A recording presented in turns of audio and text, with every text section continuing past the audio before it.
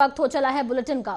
दिल्ली के मुख्यमंत्री और आम आदमी पार्टी के संयोजक अरविंद केजरीवाल आज यानी कि सोमवार 4 मार्च को भी प्रवर्तन निदेशालय यानी कि ईडी के सामने नहीं पेश होंगे।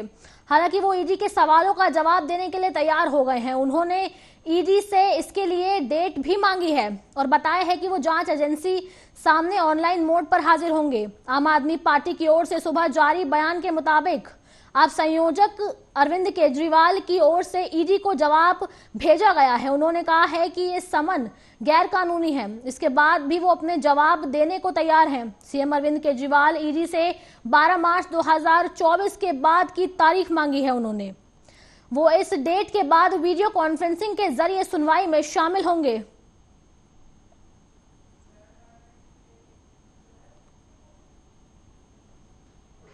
वहीं कांग्रेस के पूर्व अध्यक्ष राहुल गांधी ने रोजगार के मुद्दे पर प्रधानमंत्री नरेंद्र मोदी को घेरा है। उन्होंने सोमवार यानी कि आज पीएम मोदी की नियत पर सवाल उठाया है। सोशल मीडिया एक्स पर पोस्ट के जरिए आरोप लगाया है कि पीएम मोदी के रोजगार देने की नियत नहीं है। नए पद निकालना तो दूर की बात है, वह केंद्र सरकार के खाली पड़े पदों पर भी कुंडली मारकर बैठी हुई है। राहुल गांधी की ओर से इसी पोस्ट में आगे पूछा गया है कि क्या केंद्र सरकार के पास इस बात का जवाब है कि 15 प्रमुख विभागों में 30% से अधिक पद खाली क्यों हैं? झूठी गारंटियों का झोला लेकर घूम रहे प्रधानमंत्री ही कार्यालय में बड़ी संख्या में अति महत्वपूर्ण पद खाली क्यों हैं? ये सभी सवाल रखते हुए राहुल गांधी ने मोदी सरकार को अपने घेरे में लिया है। बता दें कि राहुल गांधी लगातार मोदी सरकार पर पलटवार कर रहे हैं, सवालों की बौछार कर रहे हैं। वो मोदी सरकार से ये जानना चाहते हैं कि आखिर कब तक वो अनएम्प्लॉयमेंट को कब तक वो अनएम्प्लॉयमेंट कम करेगी, रोजगार देगी युवाओं को। राहुल गांधी का ये कहना है कि नए रोजगार तो दूर, पुराने रोजगार केंद्र सरकार में खाली पदों को भी रोजगार देने से मना कर दिया जा रहा है। वो खाली पद भी अभी बकाया है, उस पर युवाओं को रोजगार नहीं मिल रहा है। ऐसे में देखने वाली बात ये होगी कि आखिर जो लोकसभा चुनाव 2024 है उसके लिए मोदी सरकार ऐसा क्या नया करती है कि विपक्षी पार्टियां जो रोजगार के मुद्दे को लेकर लड़ रही हैं, वो विपक्षी पार्टियां जो रोजगार के मुद्दे को लेकर लड़ रही हैं वो सुलझ पाए। क्या मोदी सरकार रोजगार के मुद्दे को खड़ा कर पाएगी दोबारा? क्या मोदी सरकार युवाओं को रोजगार देगी? ये देखने वाली बात है। लोकसभा चुनाव जैसे जैसे नजदीक आ रहे हैं वैसे वैसे बीजेपी भी अपनी रणनीति पे दांव पेच खेल रही है। ऐसे में देखना होगा कि क्या बीजेपी 400 पार कर पाएगी। एक टारगेट दिया गया है बीजेपी को 400 पार करने का।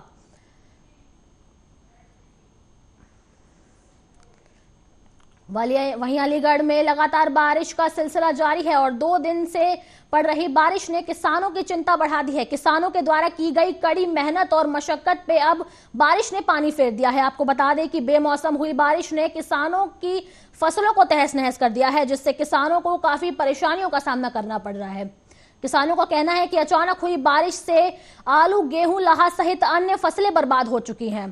कड़ी मेहनत के बाद भी बारिश की वजह से उनकी फसलें बर्बाद होती नजर आ रही हैं। जानकारी के मुताबिक किसानों का कहना है कि अगर सरकार किसानों की कुछ मदद कर दे तो वो बहुत अच्छा होगा। सहायता के रूप में किसानों को कुछ राहत राशि मिल जाएगी।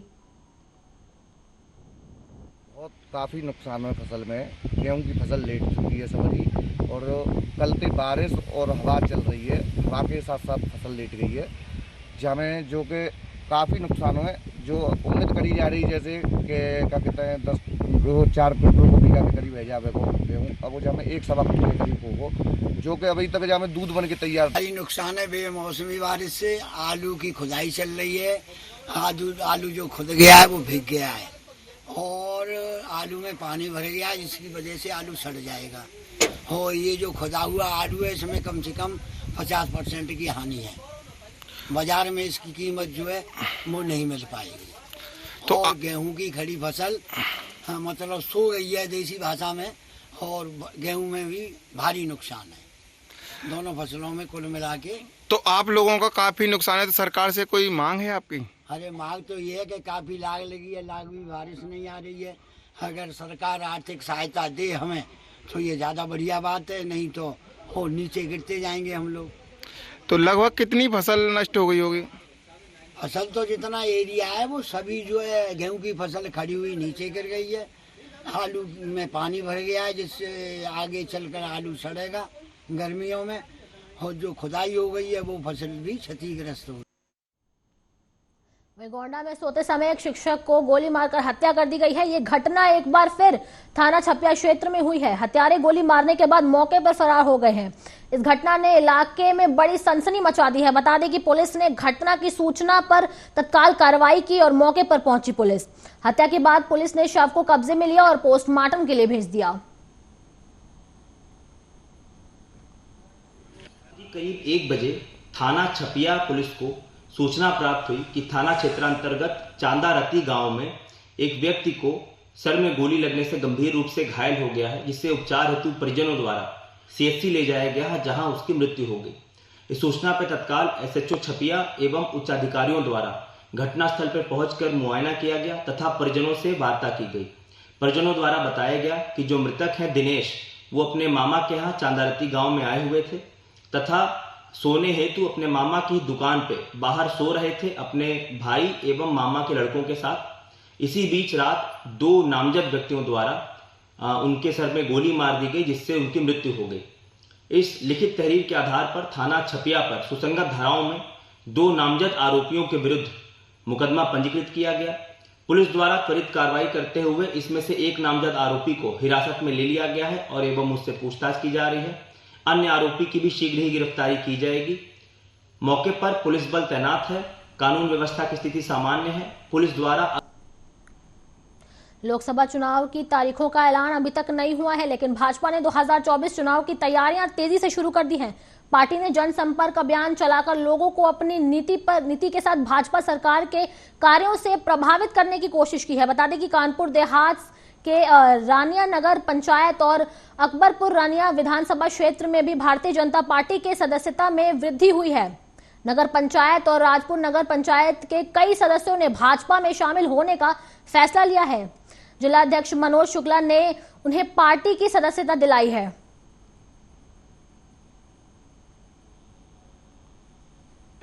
अध्यक्ष जी, आज बड़ी संख्या में कई पार्टियों के पदाधिकारियों ने, कई सभासदों ने पार्टी की सदस्यता ली। क्या कहेंगे? लोकसभा चुनाव आ गया है, प्रत्याशियों का ऐलान भी शुरू हो गया है।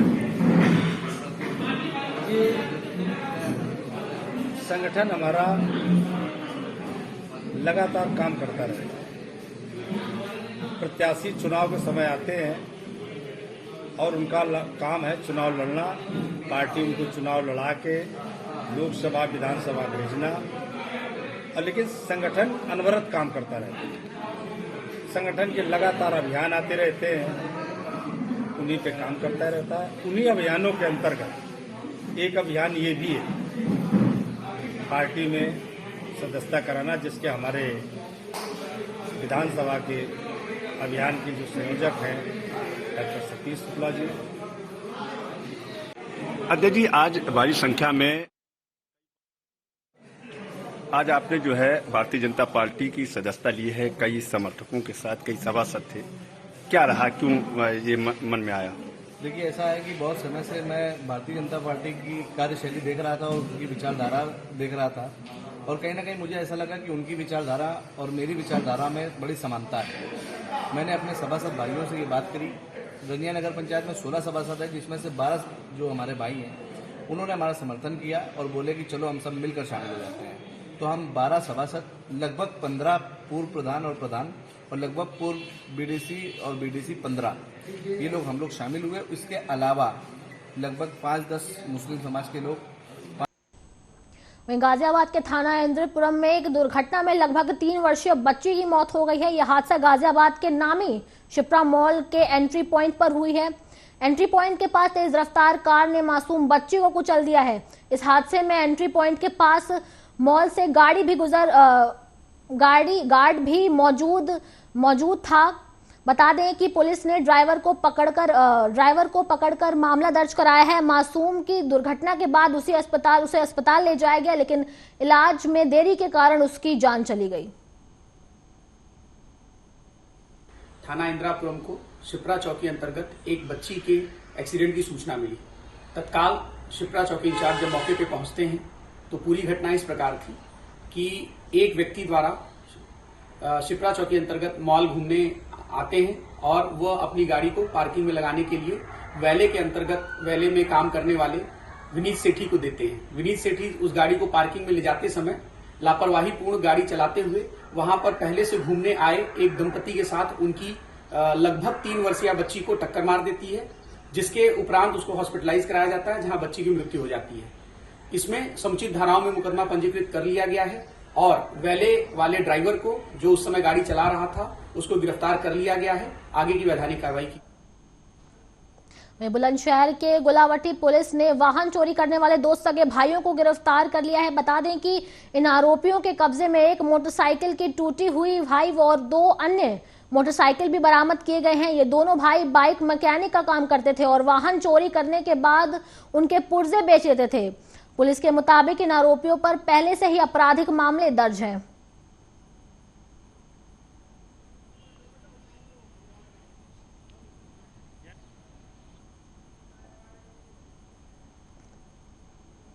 रायबरेली में तेज रफ्तार कार ने बाइक सवार युवक को रौंद दिया, जिससे उसकी दर्दनाक मौत हो गई। यह हादसा लालगंज कोतवाली के कोरिहरा गांव के पास हुआ है। मृतक का नाम मोहम्मद समीर था, जो मोहम्मद शकील के पुत्र और अलीनगर के निवासी थे। पुलिस ने सूचना पर शव को कब्जे में लिया, लेकिन हादसे के बाद कार चालक फरार हो गया। बता दें कि दुर्भाग्यपूर्ण घटना में युवक की मौत हो गई। लोगों में शोक की लहर छाई हुई है।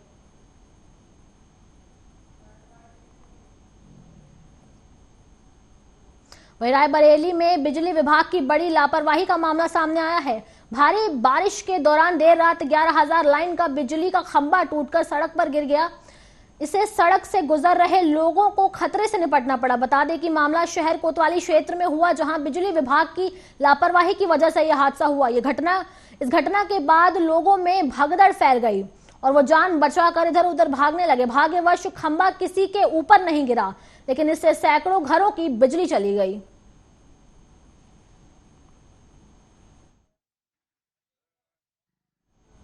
आज अलीगढ़ जिला कारागार में एक अनोखा प्रोग्राम हुआ, जहां जेल प्रशासन ने बंद कैदियों के बच्चों के लिए मिसाल बना दी। ये प्रोग्राम हर साल होता है और इस बार भी छोटे बच्चों को नुमाइश देखने का मौका मिला। बच्चों के चेहरे खिल उठे और उन्हें मस्ती की। वे नए खिलौने और व्यंजनों का आनंद लिया, जो उन्हें जेल में नहीं मिलते। इस प्रोग्राम से बच्चों का मनोबल भी बढ़ा और उन्हें खुशी की एक नई दुनिया का अनुभव हुआ। इन बच्चों का भविष्य जेल प्रशासन के द्वारा सुरक्षित रखा जा रहा है और उन्हें विशेष ध्यान दिया जा रहा है। ये प्रोग्राम उनके जीवन में एक सकारात्मकता परिवर्तन लाने की मदद से कर सकता है।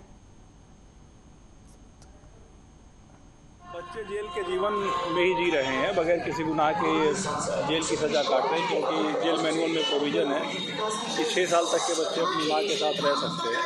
और इनको बाहर की दुनिया दिखाने के लिए और इनका स्वस्थ विकास के लिए आज हम लोग इनको प्रदर्शनी दिखाने ले आए हैं, नुमाइश। और यहाँ पे बच्चों को झूला झुलाया गया और जो बच्चे मांग रहे थे कि हमें कोल्ड ड्रिंक पीनी है, आइसक्रीम खानी है या नुमाइश में क्या क्या लिया आपने? हमने खिलौने, झूले भी झूले और क्या खाया?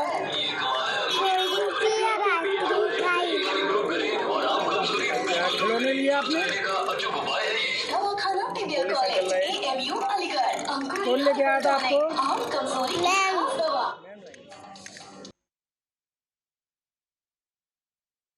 में लोनी रोड पर एक फैक्ट्री में रविवार को अचानक आग लग गई। आग लगने की सूचना अग्निशम विभाग को दी गई और उन्होंने तत्काल कार्रवाई की। अग्निशम विभाग ने होज पाइप डालकर आग को बुझाने का काम शुरू किया। आपको बता दें कि अग्निशमन अधिकारी राहुल पाल ने बताया कि मां Lakshmi box hub private limited नाम की कंपनी में आग लगने की सूचना प्राप्त हुई और उन्हें तत्काल कार्रवाई की। बता दें कि आग बुझाने के लिए अग्निशमन टीम के 8 गाड़ियां भेजी गई, जो कामरेडरी के साथ सक्रिय रही।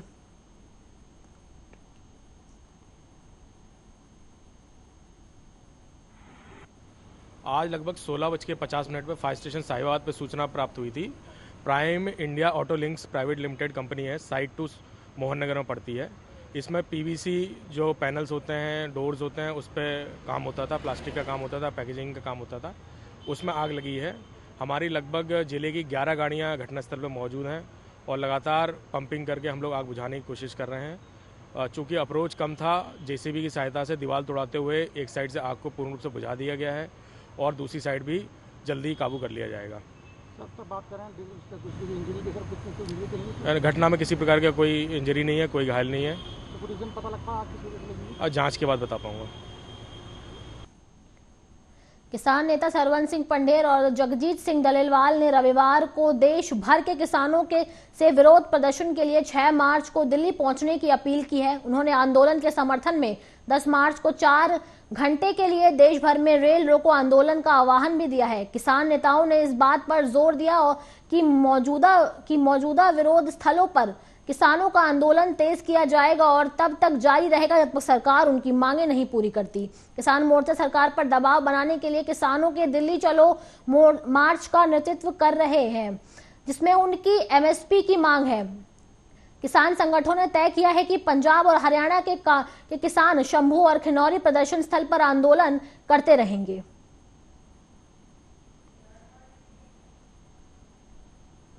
लोकसभा चुनाव की तैयारियों में जुटे राजनीतिक दलों में टिकट बंटवारे को लेकर हो रहे उलटफेर पर बसपा की नजर है। चुनाव में सबसे पहले प्रत्याशियों के नाम की घोषणा करने वाली बसपा इस वजह से इस बार संभालकर कदम बढ़ा रही है। पिछले चुनाव में सपा से गठबंधन से आधी से ज्यादा सीटों पर उसने अपने प्रत्याशी नहीं उतारे थे, जिससे इस बार पार्टी को नए सिरे से इन सीटों पर प्रत्याशी चयन के लिए मेहनत करनी पड़ रही है।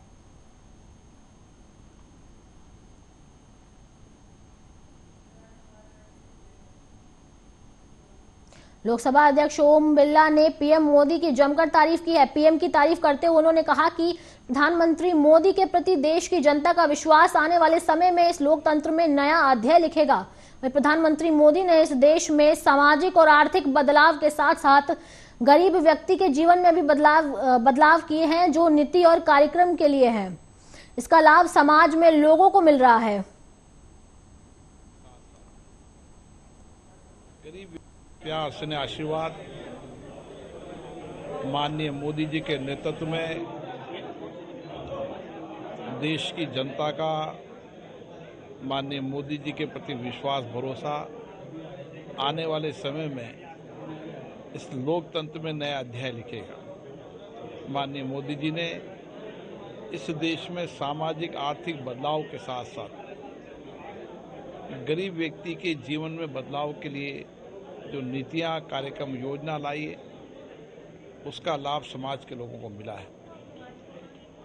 एक अद्भुत विजनरी लीडर जिसने इस देश के अंदर सामाजिक आर्थिक परिवर्तन के साथ सामाजिक समानता के मानक को स्थापित किया।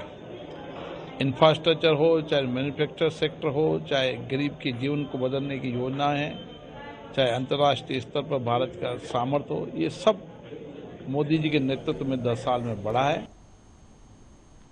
केंद्रीय मंत्री स्मृति ईरानी ने हज गाइड 2024 जारी किया है और हज सुविधा मोबाइल एप्लीकेशन लॉन्च किया। इस दौरान अपने संबोधन में केंद्रीय मंत्री स्मृति ईरानी ने कहा कि हाजियों के लिए सुविधाएं सिर्फ अल्पसंख्यक कार्य मंत्रालय की जिम्मेदारी नहीं है। अब मोदी सरकार ने हाजियों को सुविधाओं को बेहतर बनाने के लिए सभी विभागों के बीच समन्वय बनाया है।